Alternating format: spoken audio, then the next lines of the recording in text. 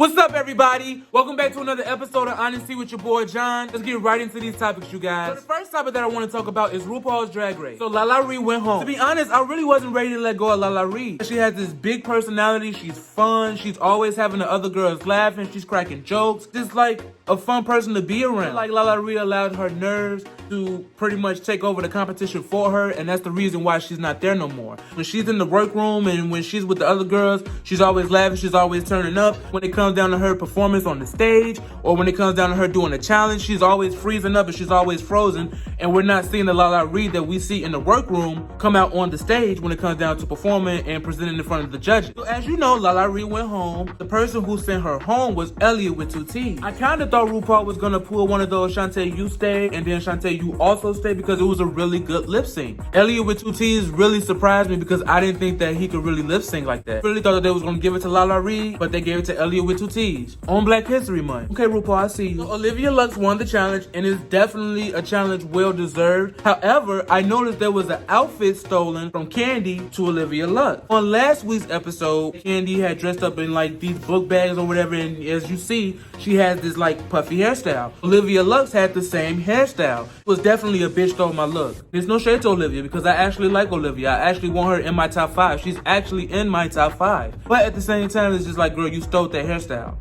Other than that, you guys, let's move right on to the next topic. So the next topic that I want to talk about is the Real Housewives of Atlanta. So this week's episode is going to be the episode of the stripper incident. If you guys are familiar with the storyline this year, everything is fast forwarded and it goes straight to the South Carolina trip. They have the stripper involved, and is allegedly rumored that either one of the housewives slept with him or they had a threesome. I feel like this is gonna probably be like 2 more episodes of the Housewives of Atlanta, and then it's boom, it's done. They don't have anything interesting this year other than this goddamn storyline of this stripper who nobody gives a fuck about. Besides, I've seen pictures of Michael, whatever, Bowen or whatever the fuck his name is, and that dick ain't all that. It really ain't. Everybody is still upset that Kenya had brought Brooklyn to this trip. Pretty much everybody on this trip has kids and somewhat, to an extent, are newborn. They don't want to leave their baby behind. Kenya specifically told them, do not bring y'all kids. Here she go bringing baby Brooklyn. Kenya talks about how she's literally raising baby Brooklyn by herself. She has no help. She has no nanny. She doesn't have this. She doesn't have that. But bitch, you're 50 fucking years old. You can't afford a babysitter. You can't afford a nanny. You say all the time that you don't trust Mark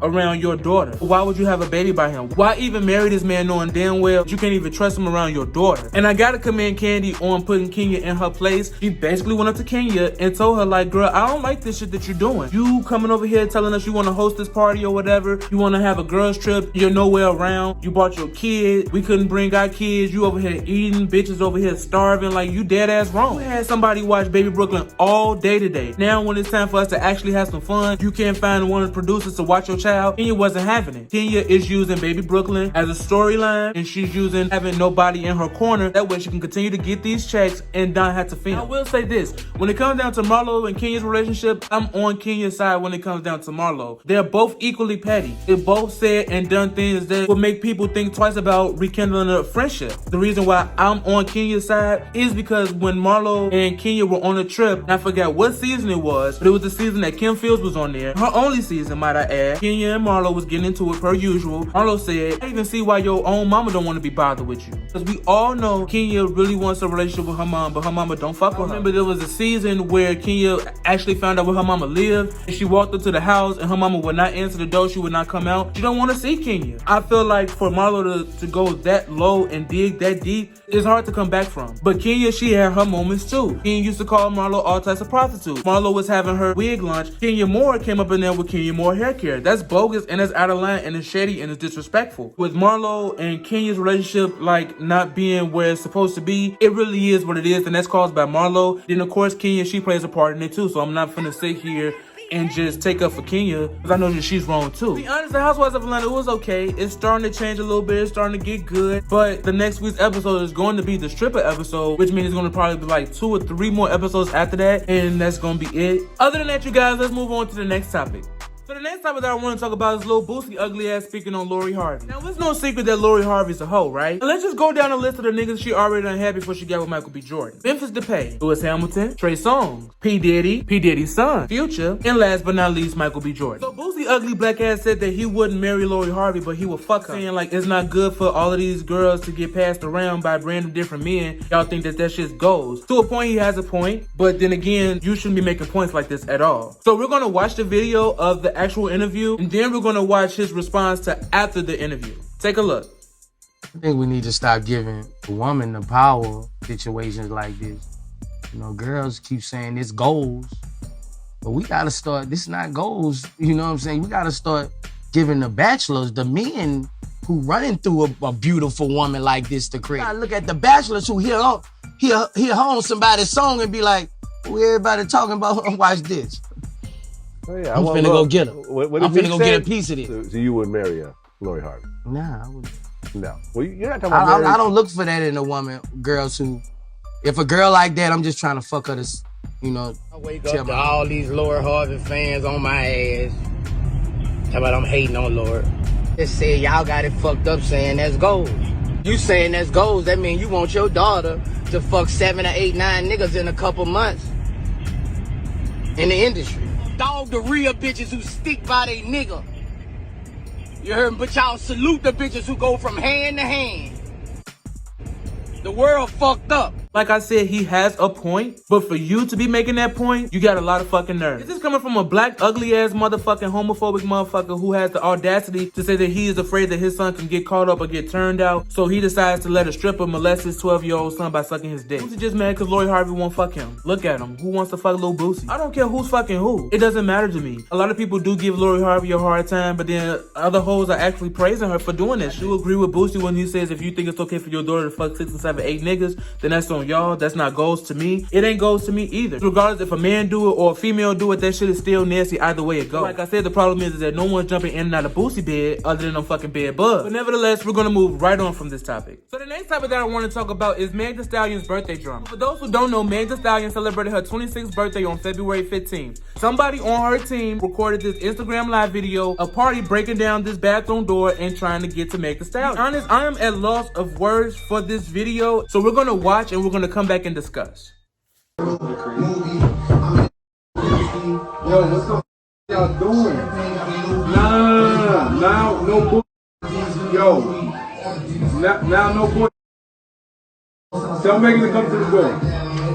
No, come, no, I don't know what y'all talking about. Tell Megan to come to the door. Yo, y'all got 5 seconds before I come through the door. Oh.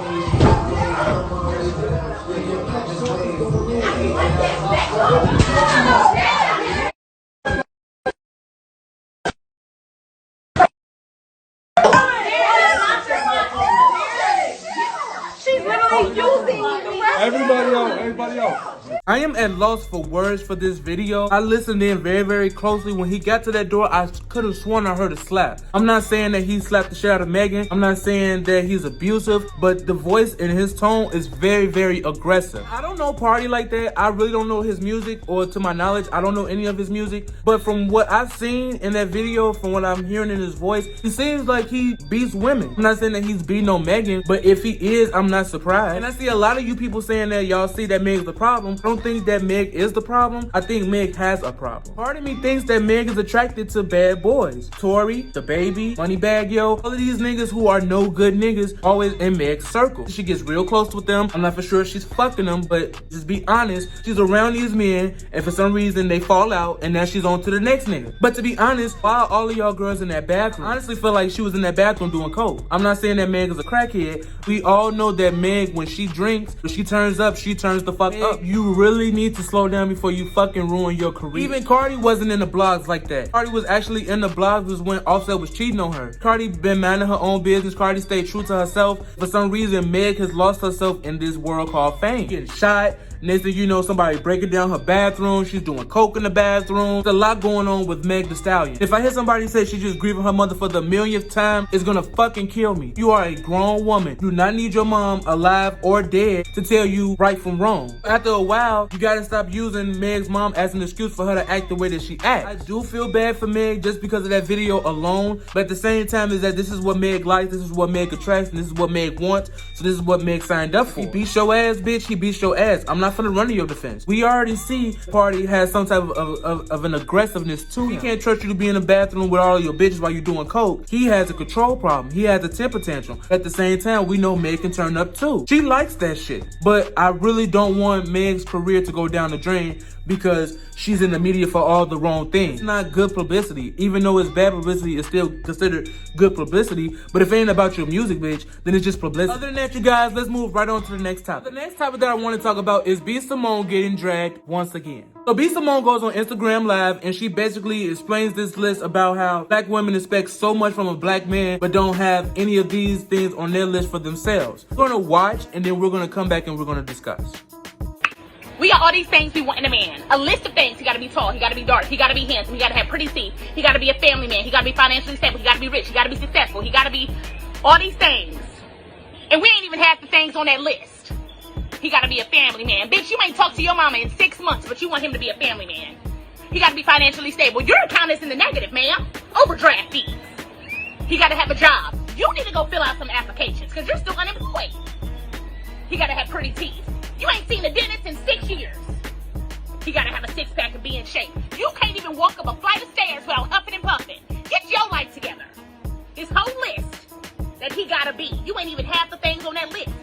Now, I don't really care for B. Simone like that because I don't really find her funny. But at the same time, she's telling it like it is. As you see, she talks about this list that black women want in a man that they can't do for themselves. You can't ask for a man with a $80,000 salary a year when you only make it $22,000. You can't ask a man for perfect teeth when your teeth are all the way fucked up. Like, how are you going to hold your spouse to these ridiculous expectations that you can't even hold for your own? At the end of the day, B. Simone, I got your back. However, I found out that you stole what you said too. It's this lady on Instagram who claims that she made this same list like a week ago, and here comes Simone stealing her list. She's getting famous, she's getting popular, and she's getting views off of this same list that she used. I saw the same list, I saw the video and everything. It's similar, but it's not similar. I get where you're coming from, but don't be trying to clout chase. B. Simone is not getting praised for this video. She's actually getting her ass dragged. And if you want to mention your video back up and you want to continue to get dragged again, just say that. Other than that, you guys, that's all I have for you today.